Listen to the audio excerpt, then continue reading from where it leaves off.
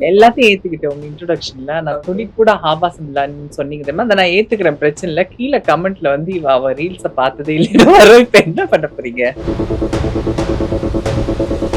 நம்ம எல்லாருமே அத ஃபேஸ் பண்ணியிருப்போம். குடும்பத்த விட்டு பிரிய வேண்டிய நிலைமை வரும். சொசைட்டிய விட்டு விலகி இருக்க வேண்டியது வரும். ஃப்ரெண்ட்ஸ் எல்லாம் விட்டுட்டு போவாங்க. அப்ப அந்த தனிமைய நெனச்சு நம்ம பயந்திருப்போம் ஒரு காலத்துல. ஒரு காலகட்டத்துக்கு அப்புறம் அதுவே நமக்கு ஒரு பிளெஸ்ஸிங்கா மாறிடும். ஏன்னா எல்லாரும் சுத்தி இருந்தும் நம்ம தனிமையா ஃபீல் பண்ணுவோம். இன்னைக்கு நம்ம யாரு சுத்தி இருந்தாலும் எனக்கு வேண்டாம், எனக்கு தனிமை வேணும் அப்படின்ட்டு. இந்த மாற்றங்கள் எப்படி உங்களுடைய ஸ்ட்ரெஸ் பஸ்டர்னா என்னவா இருக்கும்? சோஷியல் மீடியா தான். நான் அதுக்கு தான் சோஷியல் மீடியா யூஸ் பண்ணிட்டு இருக்கேன். நெறைய பேர் நெனைக்கிறாங்க, நான் வந்து சோஷியல் மீடியாவ வந்து வாழ்க்கையில முன்னேறதுக்கு யூஸ் அதெல்லாம் கிடையாது. என்னோட ஸ்ட்ரெஸ்ஸ குறைக்கிறது தான் சோஷியல் மீடியா. நீங்க கலர் டிஸ்கிரிமினேஷன்ல ஏதாவது பாதிக்கப்பட்டிருக்கீங்களா? அஃப்கோர்ஸ் எப்படி பாதிக்கப்படாம இருப்பேன். நானும் இந்த சமுதாயத்துல பொறந்த ஒரு ஆள் தானே. ஸோ கண்டிப்பா நான் பொறந்ததுலருந்து இன்னைக்கு வரைக்குமே அத ஃபேஸ் பண்ணியிருக்கேன். அனைவருக்கும் வணக்கம். நான் உங்க திருநங்கை தோழி ஜாஸ்மின் மதியழகன். முதல் தடவையா வந்து இந்த இடத்துல உட்காந்து நான் இன்னொருத்தவங்கள கேள்வி கேட்கிற இடத்துல நான் அமர்ந்திருக்கேன். நினைக்கும் போது ரொம்ப பெருமையா இருக்கு. ஆனா முதல் தடவை கேள்வி கேட்கக்கூடிய ஒரு நபரே வந்து எனது அம்மாவா இருப்பாங்கன்னு சொல்லி நான் நினைச்சு கூட பார்க்கல. ரொம்ப சந்தோஷமா இருக்கு. ஸோ இன்னைக்கு ஒரு எழுத்தாளர், பெண்கள் தான் பெண்ணியம் பேசணும் அப்படின்ற அந்த டேபு உடைச்சவங்க, சோசியல் மீடியால கூட பல சோசியல் சர்வீசஸ் செய்யலாம் அப்படின்னு சொல்லி நிரூபிச்சவங்க. இவங்க ஒரு எழுத்தாளர், ஒரு இன்ஃப்ளூயன்சர் அப்படின்னு அடுக்கிக்கிட்டே போலாம். அப்படிப்பட்ட ஒரு நபர் தான் இன்னைக்கு நம்ம கூட இருக்கிறாங்க. இன்னைக்கு எத்தன அக்காங்க வந்தாலும் துளி கூட ஆபாசம் இல்லாம அந்த அக்கான்ற வார்த்தைய ரொம்ப உரிமையா எடுத்து இன்னைக்கு சமூகம் வந்து பேசுது அப்படின்னு சொன்னா, எல்லாத்துக்கும் முக்கிய காரணம் யாரு அப்படின்னா நம்ம தனுஜா அக்கா. உங்களுக்கு தனுஜா அக்கா, எனக்கு எங்க மம்மி வந்திருக்காங்க. ஸோ அவங்க கிட்ட தான் எனக்கு பேச போறோம். ஹாய் மம்மி, எப்படி இருக்கீங்க? வணக்கம் வணக்கம் ஜாஸ்மின். நான் மம்மி. நல்லா இருக்கேன். நீங்க எப்படி இருக்கீங்க? நானும் ரொம்ப நல்லா இருக்கேன். ரொம்ப பிரிட்டியா இருக்கீங்க எல்லாத்தையும் பாக்குறதுக்கு. ஏத்துக்கிட்டேன் உங்க இன்ட்ரோடக்ஷன்ல. நான் ஓகே. துளி கூட ஆபாசம் இல்லன்னு சொன்னீங்க தெரியுமா? அத நான் ஏத்துக்கிறேன் பிரச்சனை இல்ல. கீழ கமெண்ட்ல வந்து அவ ரீல்ஸ பார்த்ததே இல்லன்னு வரும். இப்ப என்ன பண்ண போறீங்க? இல்ல அவங்களுக்கு வேணா அது ஆபாசமா இருக்கலாம். எனக்கு அது ஆபாசமா எந்த கரெக்ட். இடத்துலயுமே அது பட்டது இல்ல. இந்த பதில் அதுதான். ரொம்ப நல்ல பதில். ஆ பார்க்குறவங்க கண்ல தான் இருக்கு. இருக்கு. எஸ். அதேதான். ஓகே. மம்மி, பொதுவாவே பார்த்தீங்கன்னா, நெறைய இன்டர்வியூஸ்ல வந்து உங்கள பத்தின எல்லா விஷயமுமே வந்து கேட்டிருக்காங்க. லைக் ஆனா அதையெல்லாம் மீறி உங்கள பத்தி இன்னும் நெறைய விஷயங்கள் யாருக்கும் இங்க தெரியாம இருக்கு. ஸோ அத பத்தின தான் இன்னைக்கு நான் உங்ககிட்ட பேசணும் அப்படின்னு சொல்லிட்டு சுத்தி சுத்தி உங்கள இன்னைக்கு புடிச்சுட்டேன். ஸோ என்னுடைய ஃபர்ஸ்ட் கேள்வி, தனிமை. தனுஜா மம்மி, இத பத்தி எங்ககிட்ட சொல்லுங்க. உங்களுடைய தனிமை உங்களுக்கு எவ்வளவு, அது எல்லாருக்கும் தனிமை வந்து ரொம்ப ஈஸியா எடுத்துட்டு போற விஷயம் கிடையாது. உங்களுடைய தனிமை எப்படிப்பட்ட ஒரு தனிமை? தனிமை நான் பயந்த ஒரு விஷயம் தான். நம்ம நம்ம எல்லாருமே அத ஃபேஸ் பண்ணியிருப்போம். குடும்பத்த விட்டு பிரிய வேண்டிய நிலைமை வரும். சொசைட்டிய விட்டு விலகி இருக்க வேண்டியது வரும். ஃப்ரெண்ட்ஸ் எல்லாம் விட்டுட்டு போவாங்க. அப்ப அந்த தனிமைய நெனச்சு நம்ம பயந்திருப்போம் ஒரு காலத்துல.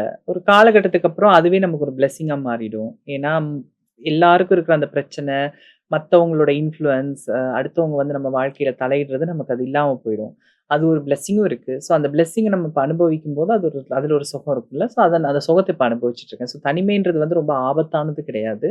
அதுல ஒரு பிளெஸ்ஸிங்கும் இருக்குல்ல. கரெக்ட்டா? கரெக்ட் தான். பட் ஆனா தனிமை வந்து ஒவ்வொரு காலகட்டத்துக்கும் ஏத்த மாரி மாறும் இல்லைங்களா? நம்ம ஸ்கூல் படிக்கும்போது அந்த பருவத்துல பார்த்தீங்க அப்படின்னா, எல்லாரும் சுத்தி இருந்தும் நம்ம தனிமையா ஃபீல் பண்ணுவோம். இன்னைக்கு நம்ம யாரு சுத்தி இருந்தாலும் எனக்கு வேண்டாம், எனக்கு தனிமை வேணும் அப்படின்ட்டு. இந்த மாற்றங்கள் எப்படி நீங்க அதானே மெச்சூரிட்டி. ம். இப்ப நம்ம அந்த பக்குவத்த அடைஞ்சுட்டோம். அப்ப வந்து நம்ம ஒரு கேங்கோட சேரணும்னு ஆசைப்படுவோம். எ ஸ்கூலா இருந்தா நம்ம ஸ்கூல்லயே நெறைய அழகான பொண்ணுங்க இருக்கிற அந்த வட்டத்துல நம்ம ஒரு ஆள் உள்ள போய் சேர்ந்துர முடியாதான்னு நம்ம யோசிப்போம். திருநங்கை சமுதாயத்துல நம்ம வரும்போது ரொம்ப ஃபேமஸா இருக்கிற திருநங்கை, இல்ல வந்து ரொம்ப கம்பீரமா இருக்கிறவங்க, ரொம்ப நம்ம சமுதாயத்துல வந்து ஒரு ஒரு பட்டத்துல இருக்கவங்க, இல்ல இடத்துல இருக்கோம். அந்த வட்டத்துல நம்ம இருக்க மாட்டோமான்னு யோசிப்போம். ஒரு மெச்சூரிட்டி வரும்போது தான் நம்ம யோசிப்போம். அது எல்லாமே வந்து ஜஸ்ட் ஒரு நம்ம ஆசைப்பட்டுக்கிற ஒரு டைட்டில், இல்ல வந்து நம்மள நம்ம கொண்டு போய் திணிச்சுக்கக்கூடிய ஒரு விஷயமா தான் நம்ம பார்ப்போம். அது புரிய வரும் நமக்கு. அதுக்கெல்லாம் அப்பாற்பட்டு அமைதியான வாழ்க்கையே பெஸ்ட்டுன்னு தோணும்போது தான் நம்ம அந்த தனிமைய தேடுறது இல்லையா? ஆனா இந்த இந்த தனிமையில வந்து நெறைய விஷயங்கள போட்டு நம்ம மண்டையில யோசிச்சு, நம்ம ஒரு மாரி என்ன பண்ணுவோம் அப்டின்னா, ஒரு மாரி ஸ்ட்ரெஸ் ஆவோம். இந்த ஸ்ட்ரெஸ்ஸ வந்து அ நார்மலா இருக்கக்கூடிய சிஸ்ஜெண்டர் பீப்பிள்ஸ்க்கு இருக்கிற அந்த ஸ்ட்ரெஸ் வேற. பட் ஒரு திருநர் சமுதாயத்த சேர்ந்த மக்களுக்கு இருக்கக்கூடிய ஸ்ட்ரெஸ் லெவல் ரொம்ப வேற. எனக்கு இப்போ நான் வந்து ஒரு ஸ்ட்ரெஸ் ஆகுறேன் அப்டின்னா, எனக்கு நல்ல ஒரு ஃபுல் மீல் சாப்ட்டா அந்த ஸ்ட்ரெஸ் எனக்கு ஃப்ரீ ஆகும். அது மாரி அ உங்களுடைய ஸ்ட்ரெஸ் பஸ்டர்னா என்னவா இருக்கும்? சோஷியல் மீடியா தான். நான் ம். அதுக்கு தான் சோஷியல் மீடியா யூஸ் பண்ணிட்டு இருக்கேன். நெறைய பேர் நெனைக்கிறாங்க, நான் வந்து சோஷியல் மீடியாவ வந்து வாழ்க்கையில முன்னேறதுக்கு யூஸ் அதெல்லாம் கிடையாது. என்னோட ஸ்ட்ரெஸ்ஸ குறைக்கிறது தான் சோஷியல் மீடியா. ம். ஸோ, நமக்கு என்ன இந்த அலங்காரம் பண்றது, நமக்கு புடிச்ச பாட்டுக்கு மிமிக் பண்றது நமக்கு ஒரு ரிலாக்ஸ குடுக்கும். ஸோ, அதுக்கு தான் சோஷியல் மீடியா நான் பண்ணிட்டு இருக்கிறது. ஸோ, என்னோட டெய்லி லைஃப்ல இருக்கக்கூடிய பிரச்சனைகள்லாம் மறக்கிறதுக்கு சமூக ஊடகத்துல ஒரு புதிய கதாபாத்திரமா மாறிட்டு இருக்கேன். ரொம்ப அழகா சொன்னீங்க தனிமைய பத்தி. அதே மாரி என்ட்ட ரொம்ப முக்கியமான ஒரு கேள்வி. இந்த கேள்வின்றத விட என்னை சார்ந்த ஒரு விஷயம், நம்ம இருவரையும் சார்ந்த ஒரு விஷயம் அப்படின்னு சொல்லலாம். அ கருப்பா இருந்தாலும் அழகா இருக்குமா? Colour discrimination. நெறையவே. ம். அதே மாதிரி வந்து பார்த்தீங்கன்னா, டஸ்கி ஸ்கின் டோன்ல இருக்கக்கூடிய இன்னைக்கு பெண்களாகட்டும், ஆண்களாகட்டும், இன்க்ளூடிங் திருநர் சமுதாயமாகட்டும், எல்லாருமே வந்து இந்த கருப்பு நிறத்தோலோட அது வீட்ல ஆரம்பிச்சு ஒரு வேலை செய்ற இடத்துல வரைக்கும், பொதுவா இந்த சொசைட்டில இறங்கி நடந்தாலே, இந்த கருப்பு நிறத்த வச்சு நம்மளுக்கு நடக்கக்கூடிய புல்லீஸ் நெறையா இருக்கும். ஆமா. எனக்கு ஸ்டார்ட்டிங்ல எனக்கு அந்த கான்ஃபிடென்ட் இல்ல. அந்த கான்ஃபிடென்ட்ட உடைச்சு என்ன வெளிய கொண்டு வந்ததே நீங்க தான். "நீ ஏன் இப்படி இருக்க?" அப்படிலாம். அது எனக்கு புரிஞ்சுது. அது மாரி பார்க்குறவங்களுக்கும் அது புரியணும். ஸோ இந்த கலர் டிஸ்கிரிமினேஷன் அப்படின்றது நீங்க எனக்கு நெறைய சொல்லிக் குடுத்துருக்கீங்க. இது உலக அழகி போட்டியில ஆரம்பிச்சு இன்னைக்கு நடக்கிற விஷயங்கள் வரைக்கும். அத பத்தி கொஞ்சம் டீட்டெயிலா சொல்லுங்க. நீங்க கலர் டிஸ்கிரிமினேஷன்ல ஏதாவது பாதிக்கப்பட்டுருக்கீங்களா? அஃப்கோர்ஸ் எப்படி பாதிக்கப்படாம இருப்பேன். ஆமா. நானும் இந்த சமுதாயத்துல பொறந்த ஒரு ஆள் தானே. ஸோ கண்டிப்பா நான் பொறந்ததுலருந்து இன்னைக்கு வரைக்குமே அத ஃபேஸ் பண்ணியிருக்கேன். ஏன்னா எங்க வீட்ல வந்து அப்ப அப்ப வந்து எங்க அண்ணாவும் கொஞ்சம் லைட் ஸ்கின் தான். எங்க அக்காவும் லைட் ஸ்கின் தான். அப்ப எங்க வீட்லயே நான் தான் டார்க் ஸ்கின்னா பொறந்தேன். ஸோ வீட்லயே சிப்லிங்ஸ்லயே நான் டார்க் ஸ்கின்றபடியா அதுல டிஸ்கிரிமினேட் பண்ணப்பட்டுருக்கேன். கசின்ஸ் மத்தியில நான் கொஞ்சம் டார்க் ஸ்கின் அதையும் நான் அனுபவிச்சிருக்கேன். ஸோ அப்ப கண்டிப்பா அது எனக்கு சின்ன வயசுலேருந்தே இருந்த ஒரு விஷயம் தான். கருப்பா இருந்தாலும் கலையா இருக்க, நீ கொஞ்சம் வெள்ளையா பொறந்திருந்தா உன்ன கையில பிடிக்க முடியாதுன்லாம் சொல்லுவாங்க. அது நம்மள என்ன யோசிக்க வைக்கும்னா, ஆட்டோமேட்டிக்லி ஒரு டோன் வெள்ளையா பொறந்திருக்கிறப்ப, இப்ப நம்ம திருநங்கைகளா இருக்கிறபடியா நம்ம பொண்ணா பொறந்திருக்க கூடாதான்னு யோசிச்சுப்போம். அதிலேயும் இன்னும் ஒரு படி மேல போய் வெள்ளையா இருக்கிற பொண்ணா பொறந்திருக்க கூடாதா? இல்ல வெள்ளையா இருக்கிற திருநங்கையா பொறந்திருக்க கூடாதான்ற சிந்தனை கூட நமக்கு வர வச்சுருவாங்க இந்த சமுதாயம். எனக்கு என்ன பிளஸ் பாயிண்ட் ஆயிடுச்சுன்னா, நான் ஓவர்சீஸ்க்கு போனபடியா, ஃபாரின் கண்ட்ரீஸ்க்கு போனபடியா, வெள்ளைக்காரங்க மத்தியில வாழ்ந்தபடியா, அங்க வந்து டார்க் ஸ்கின் மக்கள வந்து கேவலப்படுத்துவாங்க, டிஸ்கிரிமினேட் பண்றது இருக்கு. இருந்தாலும் அத ரசிக்கிறதுக்குன்னு ஒரு ஒரு வட்டம் இருக்கு. ஸோ நான் ஆஃப்ரிக்கன்ஸ் பிள்ளைங்களோட ஒண்ணா ஸ்கூல்ல படிச்சேன்.